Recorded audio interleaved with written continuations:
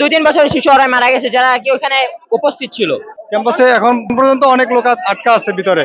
সেনাবাহিনীর rescue team হেলিকপ্টারের মাধ্যমে নিয়ে যাচ্ছে, আপনারা দেশবাসী দোয়া করবেন। এখনো হেলিকপ্টার আস্তে আস্তে এখান থেকে নিয়ে যাচ্ছে। বেশ কিছু ফায়ার ব্রিগেড সদস্য এবং সেনাবাহিনীর সদস্যরা আহত হয়েছেন, আপনারা দোয়া করবেন সবাই। সেনাবাহিনীর হেলিকপ্টার, বিশেষ এয়ারফোর্সের বিমান এসেছে আমাদের এখান থেকে এখানকার অসুস্থদেরকে নিয়ে গেছে। আক্রান্ত যারা হয়েছে তাদেরকে নিয়ে যাওয়া হয়েছে। সবাইকে আস্তে আস্তে নিয়ে যাওয়া হবে ধাপে ধাপে। ক্যাম্পাসে এখন পর্যন্ত অনেক লোক আটকা আছে ভিতরে। এখন পর্যন্ত অনেক লোক আটকা আছে, বিরতে আছে। মারা গেছে এটা আনুমানিক কেউ বলতে পারবে না, কারণ 2-3 জন মারা গেছে, ছোট ছোট বাচ্চা, একদম মানে 2-3 বছরের শিশু ওরা মারা গেছে যারা কি ওখানে উপস্থিত ছিল। এর ভিতরে অনেকগুলো স্টুডেন্টকে ঢাকার বার্ন ইউনিটে হস্তান্তর করা হয়েছে।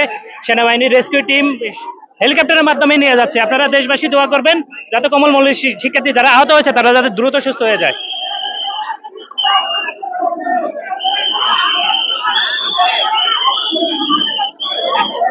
দেখি আমরা বের হয়ে যাবো, দেখি